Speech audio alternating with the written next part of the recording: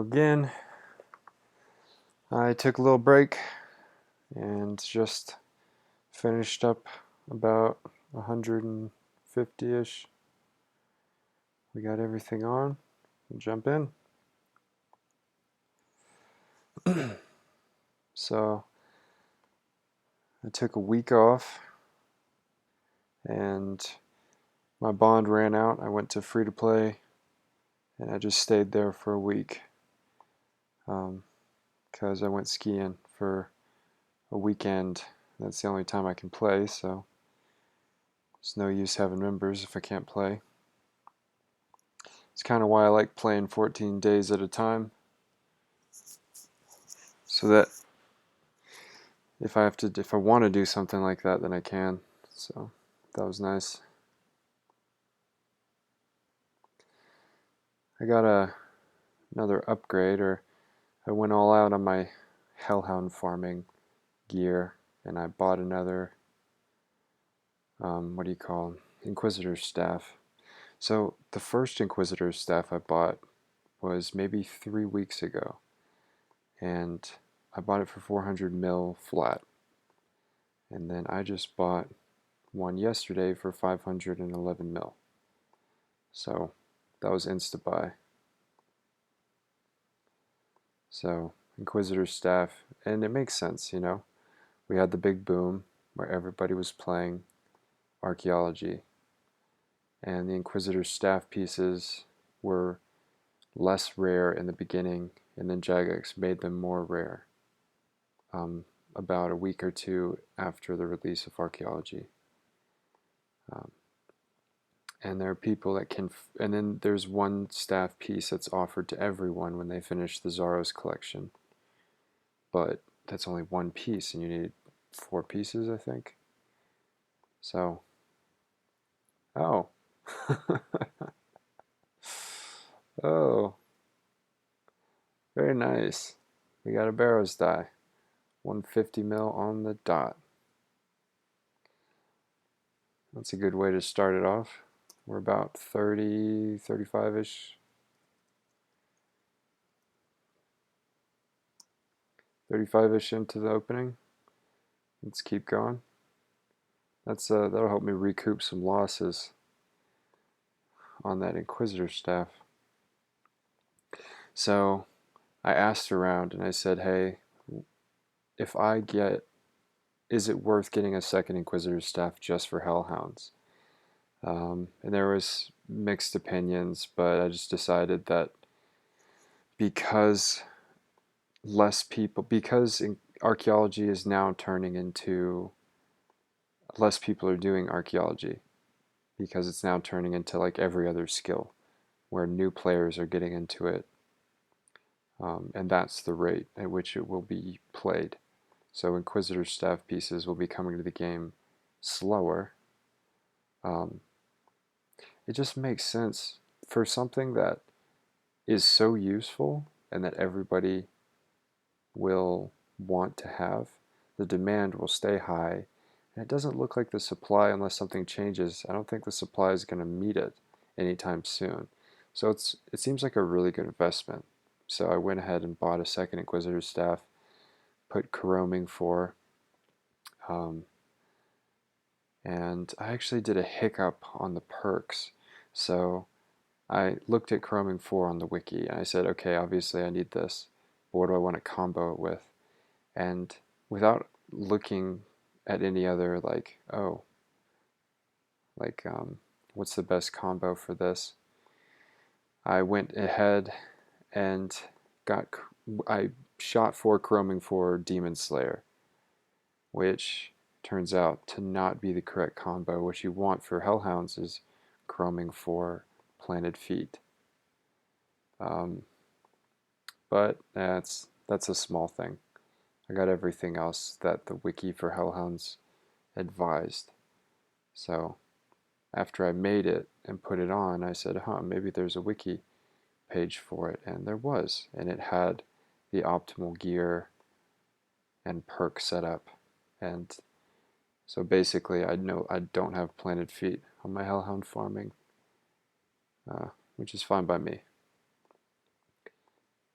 couple extra seconds of sunshine isn't going to make a huge difference in the long term. But the chroming 4 and the Inquisitor staff will.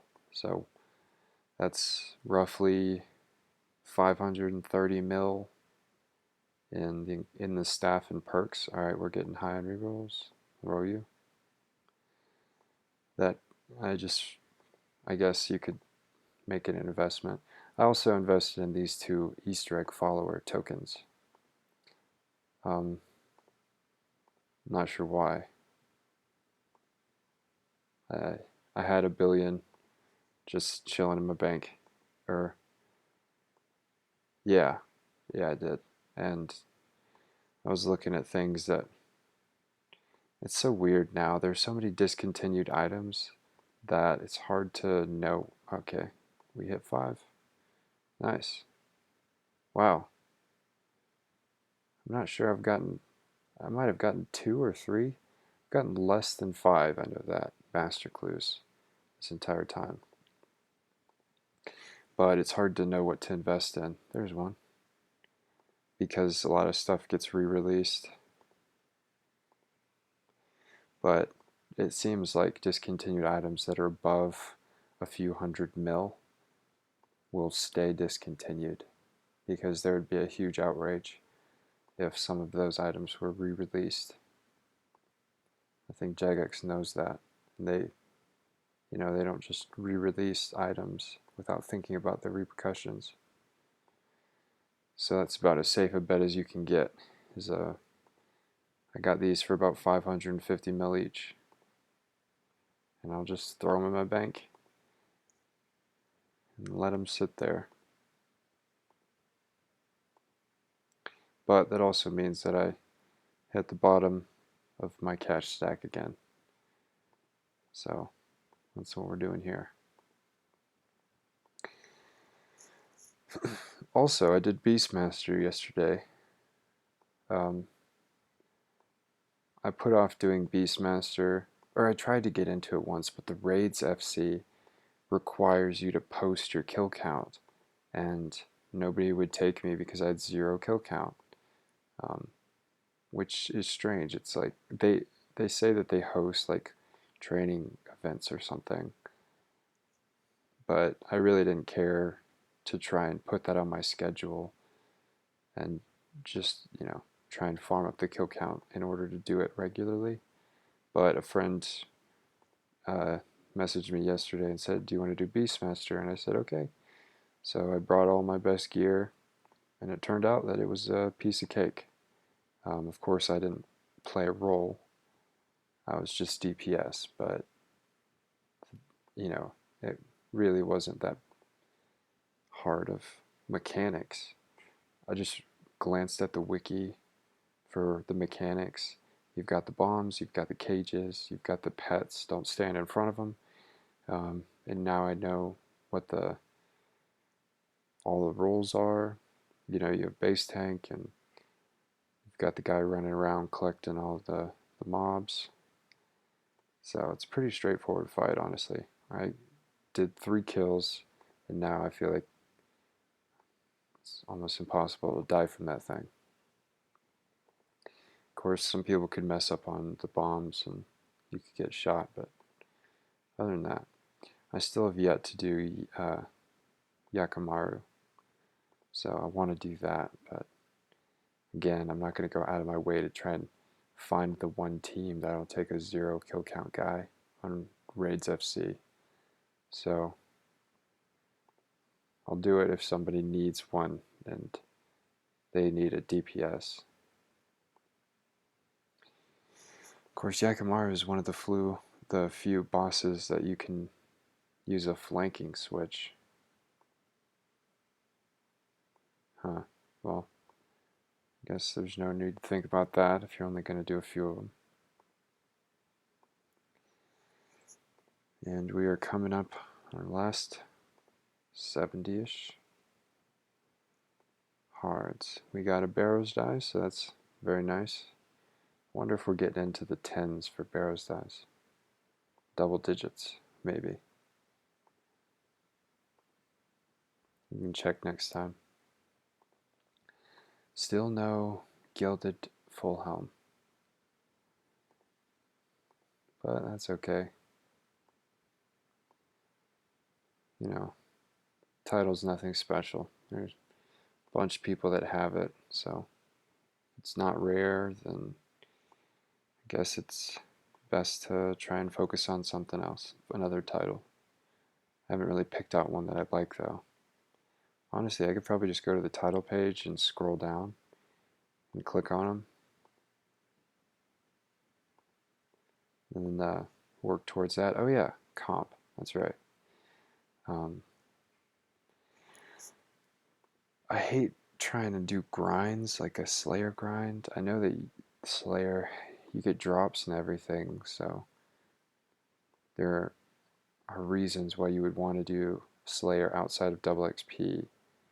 So, but it just gets so boring doing tasks over and over again. At least for me. But I know I'm going to need to do it. I need to push 3 more levels on Slayer. Then I get 120. And then I feel like the dungeoneering grind will be kind of fun. And I can learn to navigate the Discord and all the rest. Get that 120 dunge.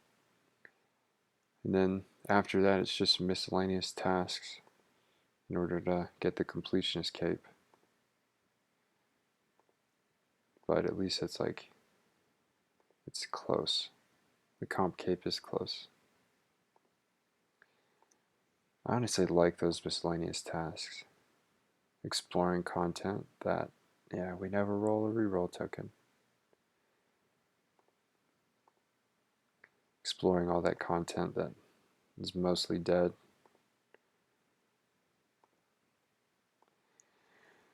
Alright, last 20 clues.